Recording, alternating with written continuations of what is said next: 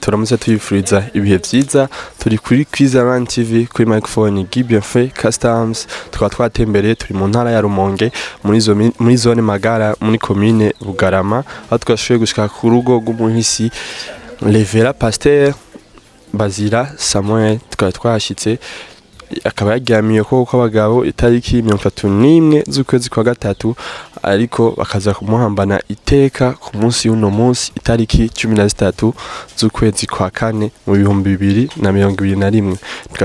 Turaza gushobora kubereka ibihe bikuru biza kuranga uru rubanza. Urashaka kubandanya udukurikira, turaza kuyagisha abantu bamwe bamwe bo muri famille, mwumve vyinshi bamuvuga ko, mwumve vyinshi bashimira abantu.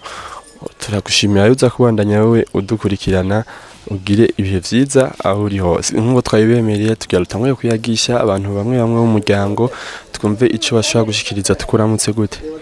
Twaramutse neza kandi turashima Imana. Okay, ku batabazi murashaka kubidondora ku kazina kiwanyu? Je nagiwanze nitwa Bucumi Isaac. Okay. Wewe ndibaza ushobora kuba uri umwe mu bantu bashobora kuba bazi byinshi ku muhisi. Ubona we mu majambo make yarabanye n'abantu gute mu kibano? Uyu Pasteur Revera Bazira Samuel n'umuntu ntazi uko nomuvuga. N'umuntu yari afise impano idasanzwe. Abantu bamwiyumvamo cyane, na cyane mu ishengero ryiwe. Abantu bamwiyumvamo cyane. Natwe bari umuntu abiwe, jewe ndi Bucumi, urumva nawe yari wa kabiri hari aye. N'umuvyeyi yatureze neza cyane mu gihe umuvyeyi wacu atarakiriho, ko umuvyeyi wacu igihe yafatwe twari tukiri abana. Nibo batureze, baturera neza cyane. Yari umuvyeyi ntazi uko nomuvuga mu by'ukuri. Yarashoboye gufasha abantu benshi mu bijanye no mu mashengero, kubasengera, kubigisha ubutumwa, yaba mu mihingo myinshi muri Tanzania, muri Canada, mu bihugu byinshi.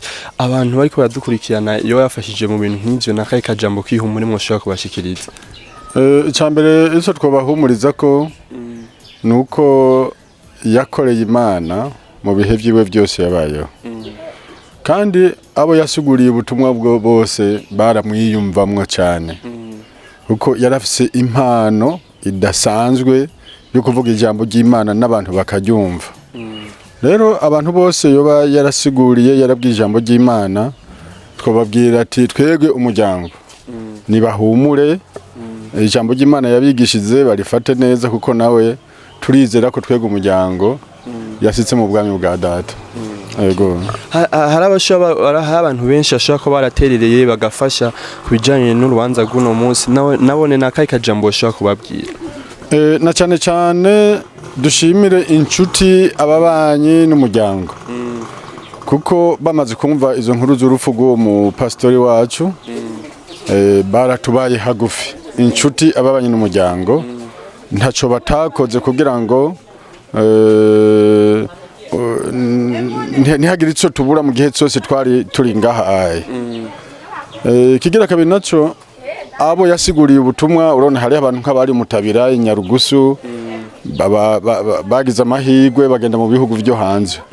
Mu by'ukuri intererano yabo uko bayitanze yarashitse, kandi yaradufasize cyane, kuko iyo hatababo ntacyo twari gushikako nk'ubuye mu ntererano baduhaye nizo zizi twakose mu izi modokari zigomba gutwara abantu aho dufise equastere 8 muraza kuzibona ziza gutwara inshuti ababanye n'imiryango kandi abazigendamo bose nta numwe yatanze nahuri kiretse ayo mfashanyo nyene baduhaye niyo yaduhaye gukota izo modokari kugira ngo zitware abantu iyo bagiye kumushingura uwo pastori wacu.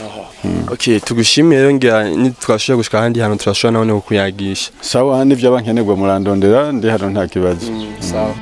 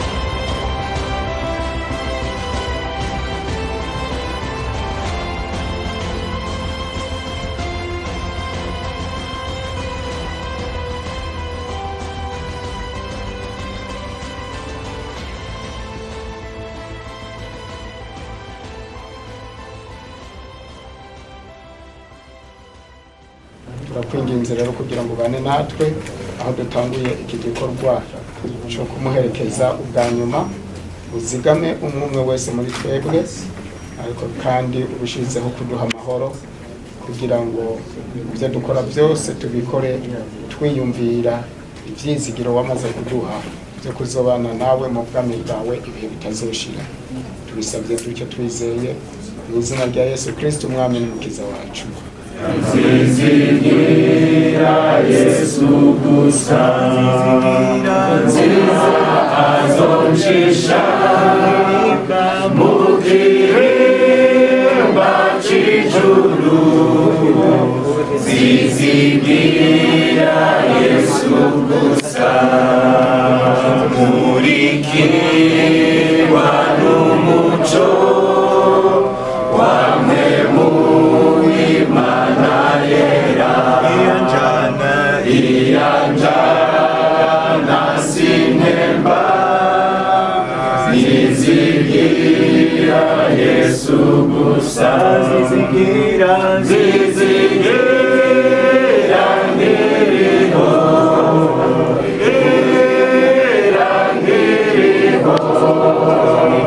kugeza azoncisha mu girimba c'ijuru. Zizigira Yesu gusa ngiriho, kugeza azoncisha mu girimba c'ijuru. Zizigira Yesu gusa, zizigira ngiriho, kugeza azoncisha mu girimba c'ijuru. Zizigira Yesu gusa, uko uwo bukeye nzamba, ntizigira umwami wanje. Mu bizombako byose, zizigira Yesu gusa. Zizigira ngiriho, kugeza azoncisha mu girimba c'ijuru. Zizigira Yesu gusa, zizigira ngiriho, kugeza azoncisha mu girimba c'ijuru. Zizigira Yesu gusa, kuko Yesu yanyigije kandi hari ikintu yanyigishije, yuko nakwiye kwiganyira. Impore, impore, impore, impore, impore mu mutima. Satani yanjye akandasimyambi, numva mfise ikindemesha. Ko Yesu yabonye ko ntomwibuna, aranyigura arancura.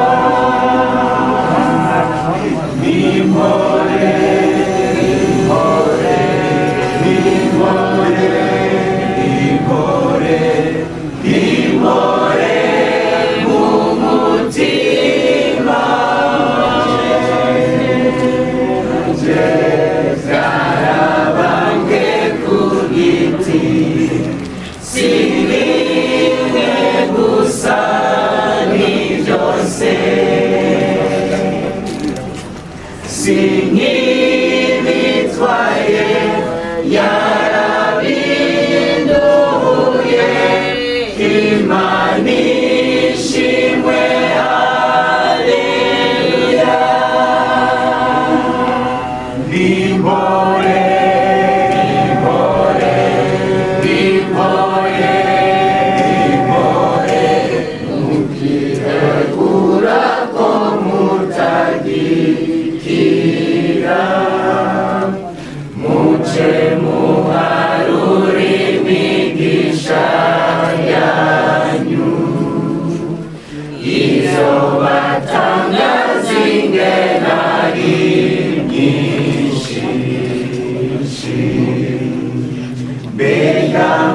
uremerewe n'amaganya mubwira ngo nimubyihanganira muharure imigisha muririmba nimumenye iyo yakamanganiye muharure imigisha yanyu nimusige n'umwe muri yo Imana muharure imigisha yanyu nimusige n'umwe muri yo zingenari nyinshi ihobona hafi yawe bibwire Yesu nyene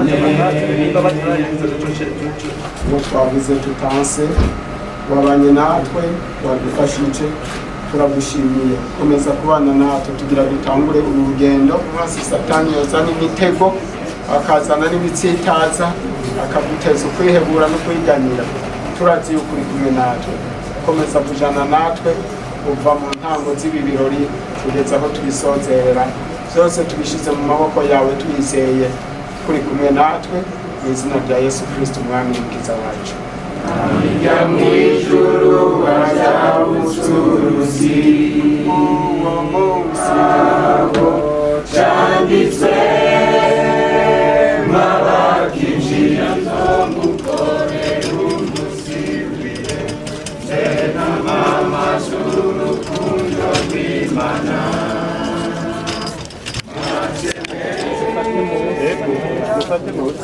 uwo munsi w'imbere hazobumvuzwa igitabo cyanditswe babakijijwe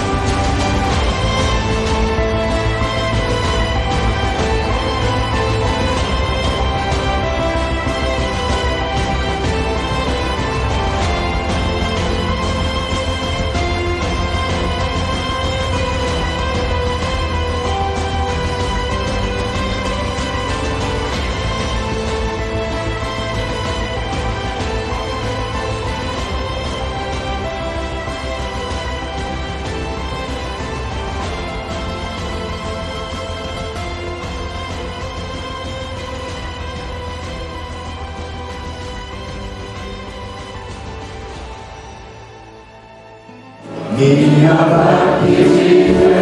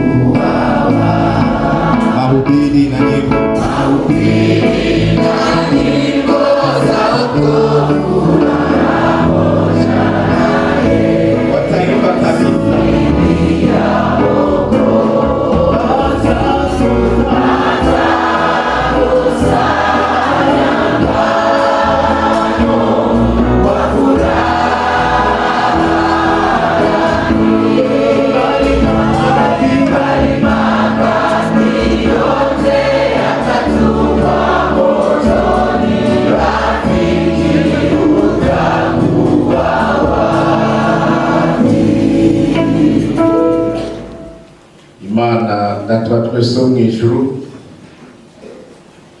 kidukoranije hano urakibona. Turiko turaherekeza inshuti yacu, umuvyeyi kuri bamwe, sekuru ku bandi, umupasitori wacu, umwongere wacu. Dufise umubabaro ku mubiri, ariko twagomba gusaba uremeshe imitima yacu, uremeshe umuryango. Muko wavuze uti niwe kuzuka n'ubugingo, kandi tumaze iminsi tubihimbaza ko wapfuye ukazuka, uri hafi kuza gutora ishengero. Dufise ivyizigiro ko tuzobonana na Bazira Samuel tugusanganira tunezerewe. Turemeshe muri ayo majambo kugira ngo igihe cyose Satani aduteye atwereka isi, atwereka urupfu, Mwami tureme, kuko turazi kuri hafi yacu, turazi kuri Emmanuel, Imana iri kumwe natwe. Inubane natwe mukanya tugiye hano kumara mu ngoro yawe, kandi ijambo tuza kumva, indirimbo tugiye kumva, amajambo yose avugirwa ngaha aremesha imitima yacu, mu izina rya Yesu Kristo umwami wacu, amen. Hano mu ngoro y'Imana ishengero Methodiste Libre muri district ya Ngagara, muri paroisse ya Ngagara nyene, dufise umubabaro wo kwifatanya n'umuryango wa Reverend Samuel Bazira. Kubw'ivyo dukoranye tutari bake, twagomba kwakirana. Dukoranye hano mu ngoro y'Imana tuvuye hirya no hino, twagomba rero ngo mwumve ko muri mu ngoro y'Imana. Duhaye ikaze rero abashitsi, ababanyi, abagenzi, inshuti b'umuhisi, mwese mwumve ko tubakiriye hano kandi twifatanije namwe mu mubabaro mufise. turahaye ikaze n'abandi bose abanyeshengero baje kwifatanya natwe kuri uyu munsi. Imana ibahezagire. Murakoze.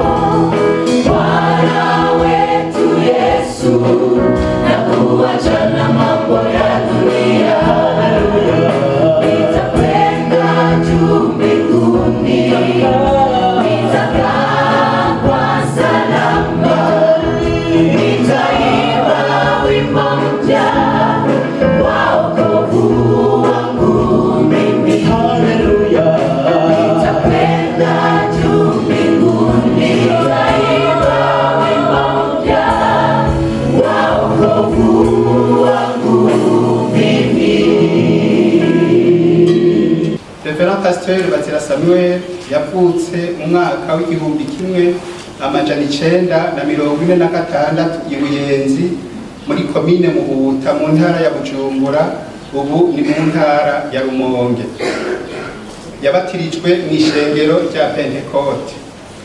Amashure yize amashure y'intango arayarangiza. Yize amashure ya teoloji muri Kongo kiringo c'imyaka 4, akaba afise n'icete bita certificat.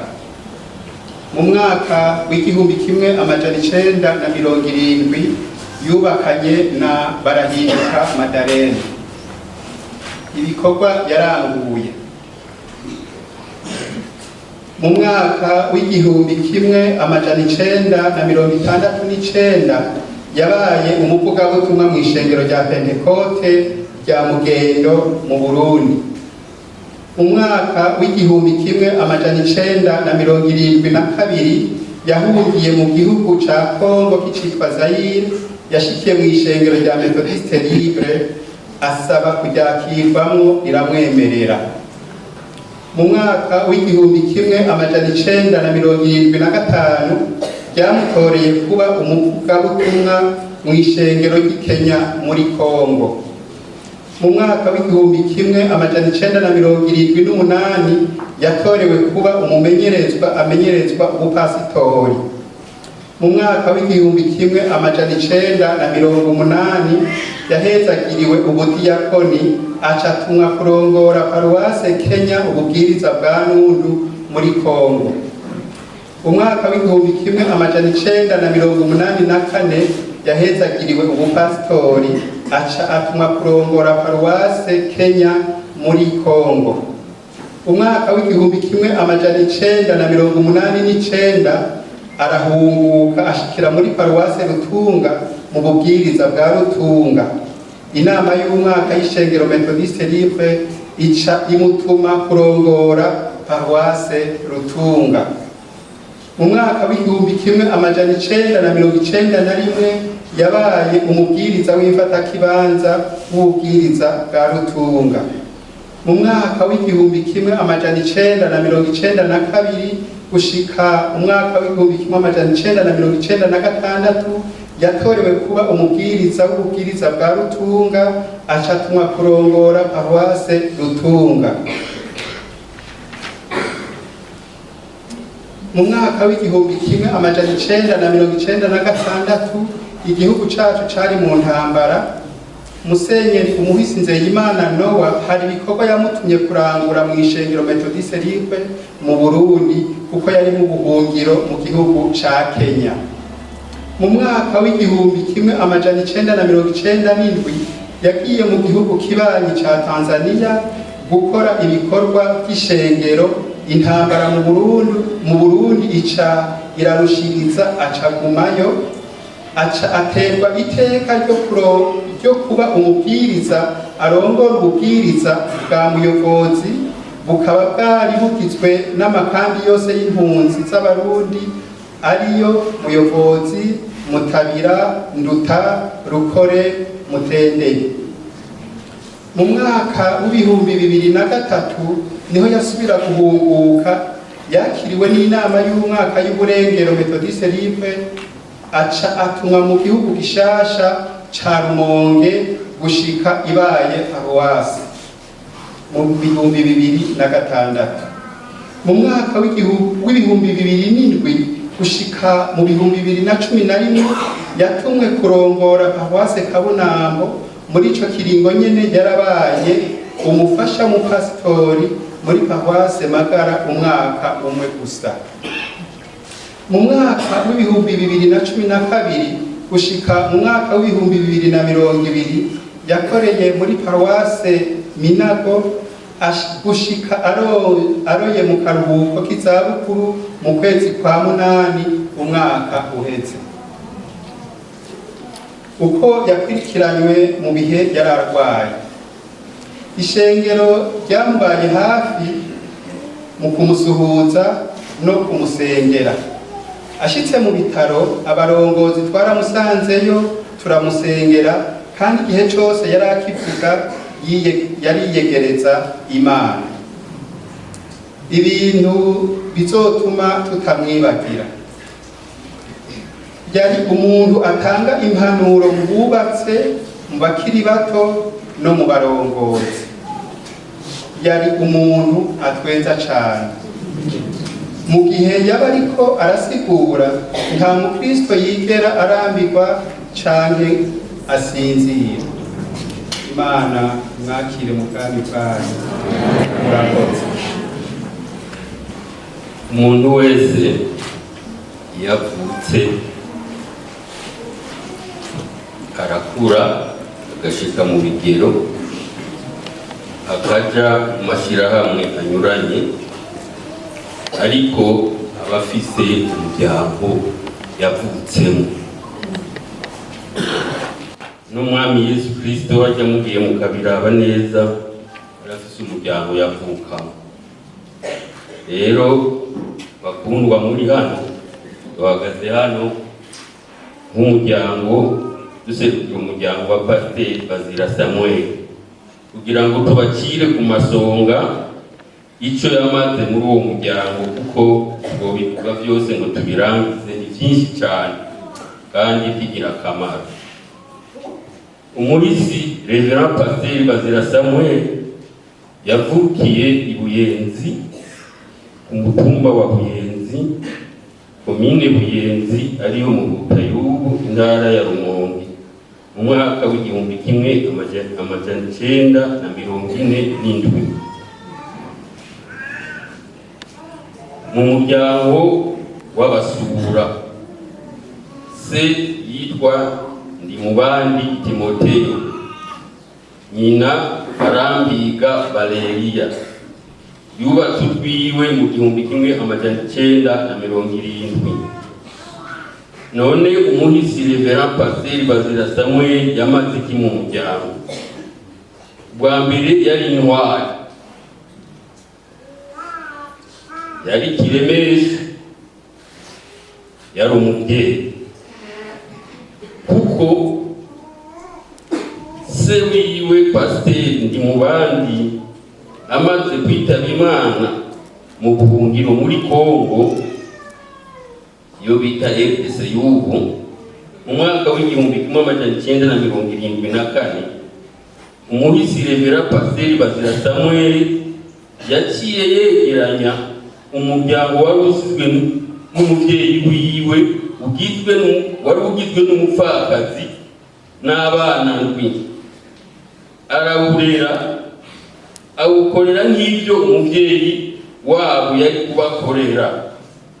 Abahungu arabakwera, abigeme arabasohora, ntiyibagiye no kubigisha ijambo ry'Imana, aho bamwe ubu babaye abapasitori nkawe, abandi abarimu n'abaririmbyi.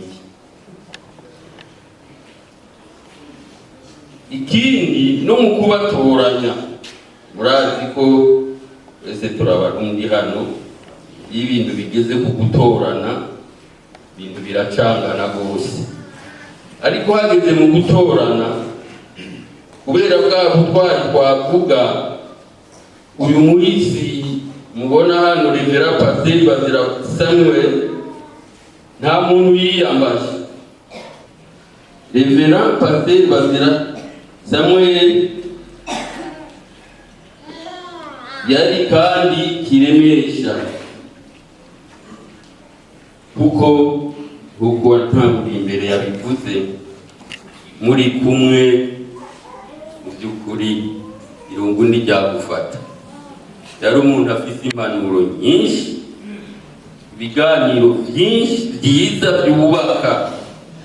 Yari umuvyeyi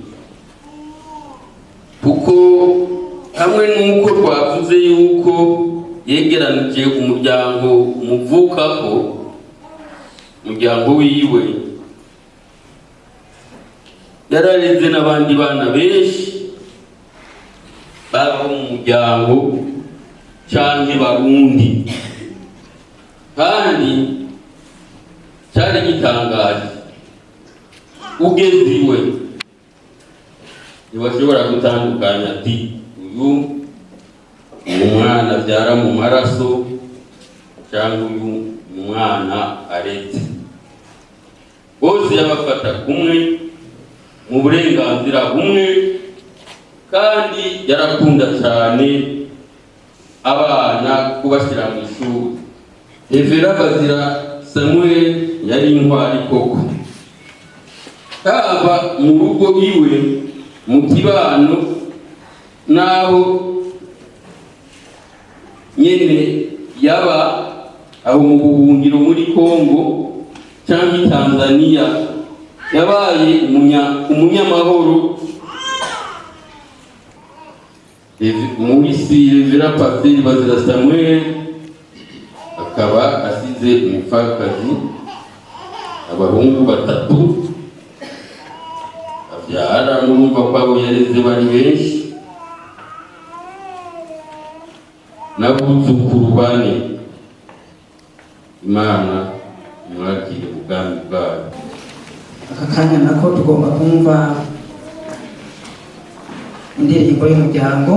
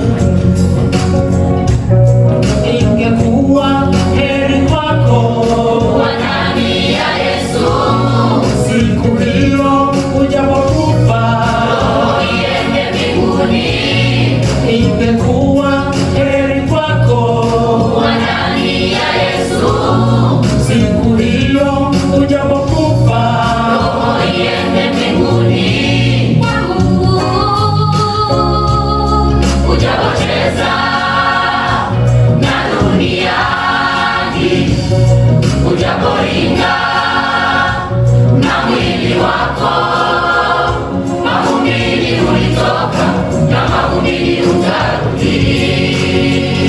Mavumbini ulitoka na mavumbini utarudi. Mavumbini ulitoka na mavumbini utarudi. Mavumbini ulitoka na mavumbini utarudi. Mavumbini ulitoka na mavumbini utarudi. Turasabye mwami Imana ngo ukuremeshwa kuva mu ijuru, ukuremeshwa kuva kuri wewe ushike mu mitima yabo. Ayo mahoro aruta uko yomenywa n'umuntu wese ava kuri wewe, ashibamira imitima yabo, ashibamira ivyiyumviro vyabo, kugira ngo Yesu bihangane kuba batandukanye n'umukunzi wabo.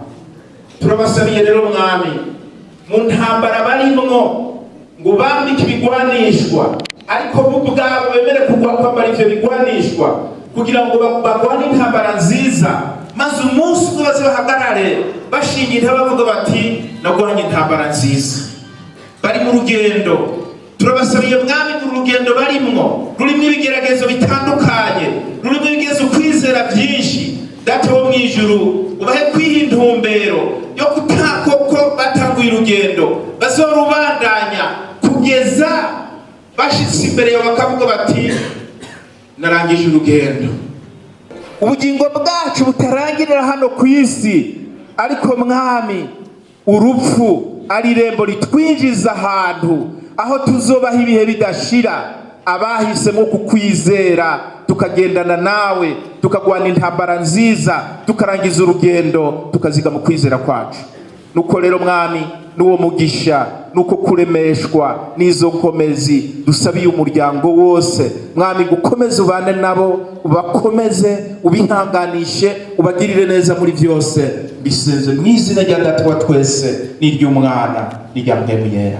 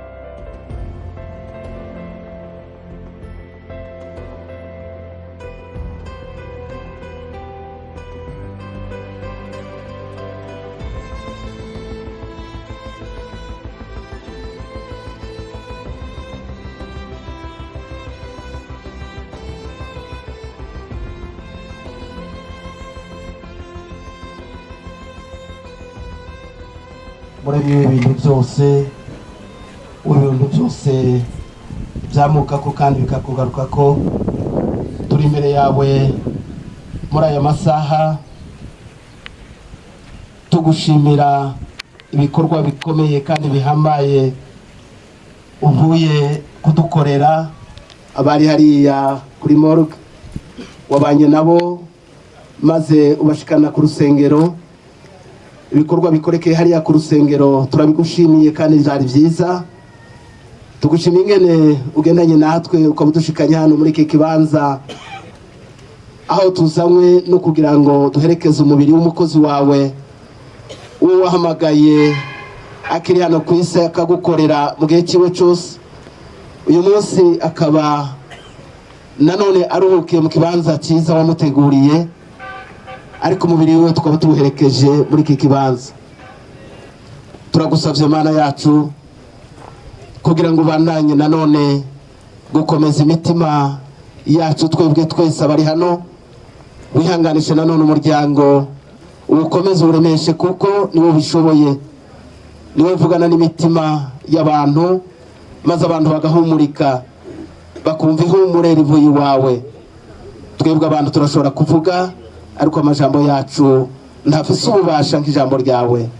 Vugana n'imitima yabo ubaremeshe, inshuti n'imiryango bose bareme. Turagwaye ikaze rero muri iki kibanza kugira ukomeze kubana n'ibikorwa byose bigiye gukorekera aha, ugiye kuturongora muri ibi bikorwa mu cy'imbere, maze n'ibindi byose biza gukurikira birongorwe na Mpwemu Yera. Tubisabye Imana Data mu izina rya Yesu Kristo dukunda, amen.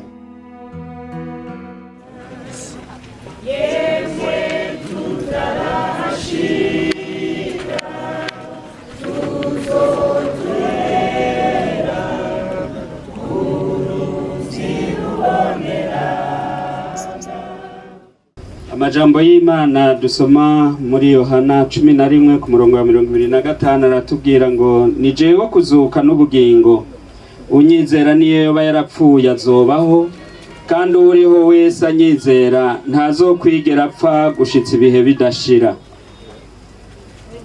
Yobu yarongeye ko ngo ariko jewe ubwanje nzi yuko umucunguzi wanje ariho, kandi ko kwiherezo azohagarara ku isi, kandi urukoba rwanje nirwamara kubora nzobona Imana mfise umubiri, nzoyibonera ubwanje, amaso yanje azoyitegereza, nta wundi nzoraba, umushaha wanje udendebukiwe n'inkumbu.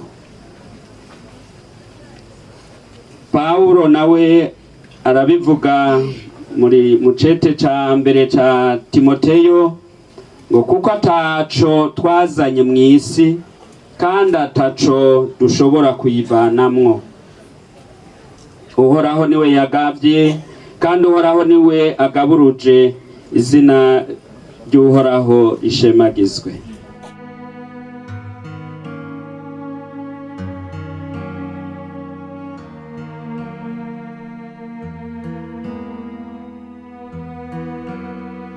Mwizere Imana nanje munyizere.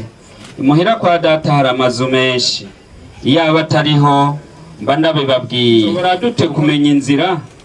Yesu aramubwira ati ni jewe nzira n'ukuri n'ubugingo, nta ushika kuri data ntamujanye.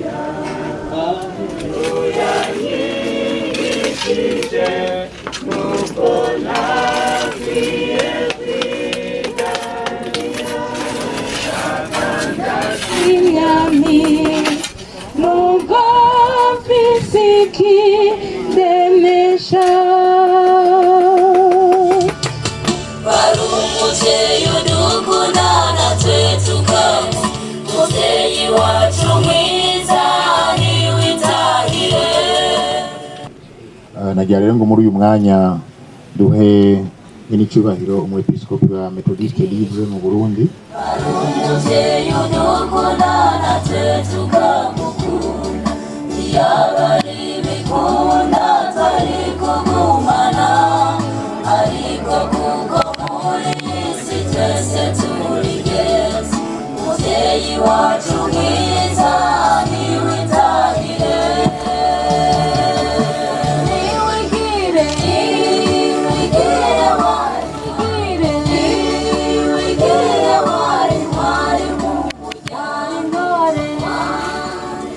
muzane ishurwe ry'umuryango wa Ndekwe na Yodeo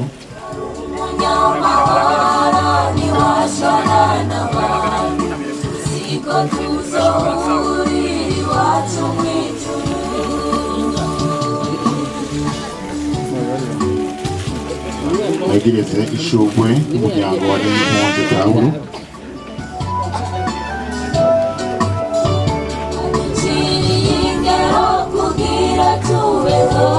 yegereze ishurwe ry'umuryango wa Nsengiyumva Gedeon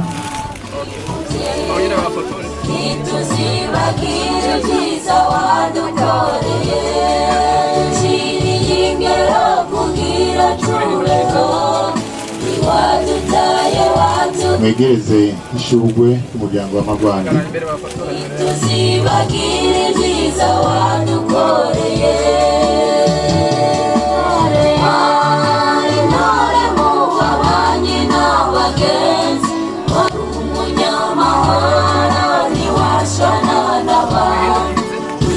mwegereze ishurwe y'abavukanye b'umuhisi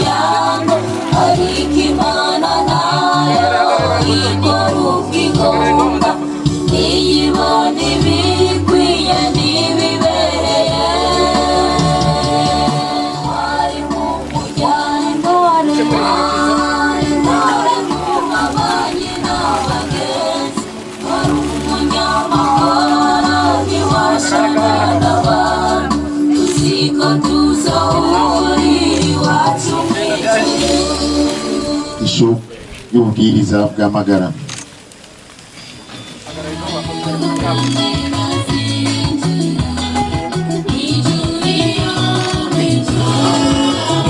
twegereze ishurwe y'ububwiriza bwa Rumonge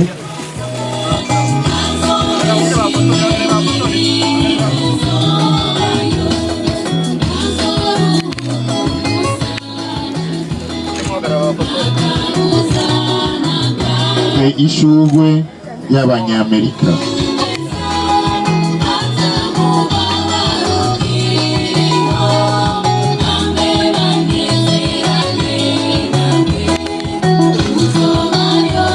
kurikire ishurwe rya Paroisse Minago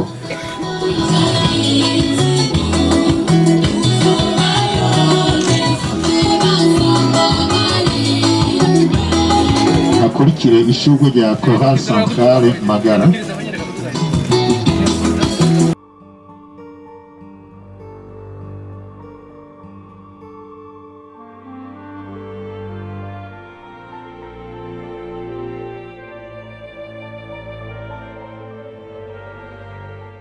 turakwinginze twicishije bugufi data wa twese ngo tuzure mu rupfu rw'ivyaha tugere mu bugingo bwo kugororoka uduhe ivyo kugira ngo nitwapfira muri ubu bugingo tuzoshobore kuruhukira muri we Yesu Kristo n'urukundo rw'Imana no gusangira mpwemu yera bibane natwe twese ibihe bidashira amen.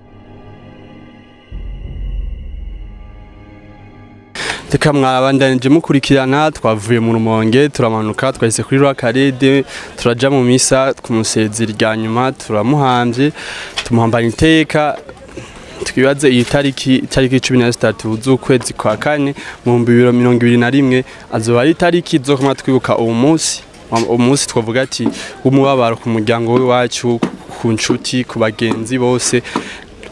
Natwe aho turi murabona ni ibintu bibabaje, turababaye. Urubanza rwabandanya, tugiye gukoraba naho muze kubandanya mudukurikirana, tugiye mu bindi nabyo vya nyuma, turaza kongera tubavugishe, tubasezere aho muri mubandanye mudukurikirana.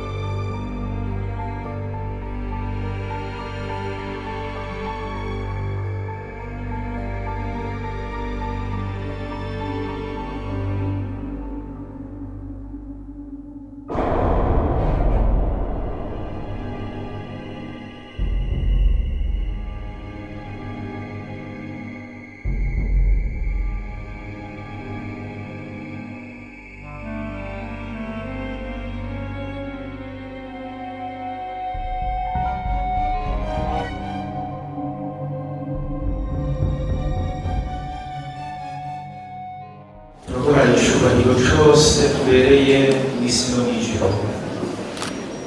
Kuva mu gatondo twaguhamagaye kubane natwe kandi ugendane natwe, wabikoze.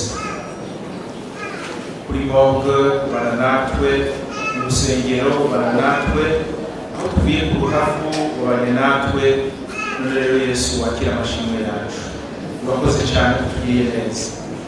Reka tugutumire ngo uze hano aho tugiye kurangiza kino gikorwa cy'uyu munsi, ubane natwe utugirire neza kandi uherezagire n'ibinyobwa biri imbere yacu, kugira ngo nitwavyihereza biduhe inkomezi zo kubanira gukora ivyo ugomba.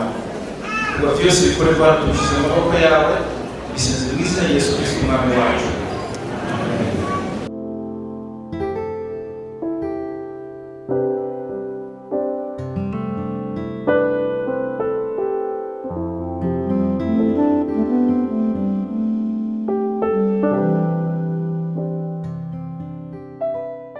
turongeye kubashimira abapfuye kure, abapfuye hafi, umwe wese ku giti ciwe kuba hano kwiwe. Turabashimiye cyane umuryango, mwadukoze ku mutima cyane, twabakunze, twabanezerewe. Muri uru rubanza umuntu atifasha, kubona rero mwaduteye iteka rigana gutya, ntitugire ko twoshima. Nuko hanyuma nk'uko twazindutse dushima, hariya twavuze ko dushima ishengero rya Methodiste yakoreyemo, yabayemo, no twongeye kubashimira kuko iki gikorwa ni icy'iwanyu kandi mwarerekanye ko umuntu yari uw'iwanyu. Ariko kandi hano hari amashengero menshi, twabonye n'abapantekote baje kudushigikira aho dukorana mu ishengero, kuko barabimenye ko nanje nabuze dawe nabugira. Yesu abanezagire.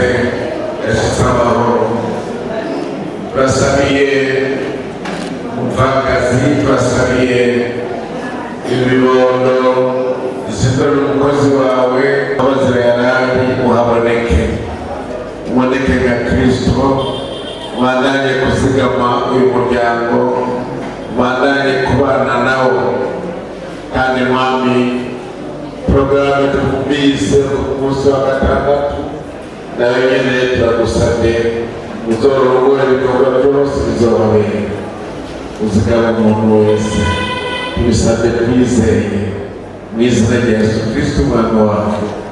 Amen.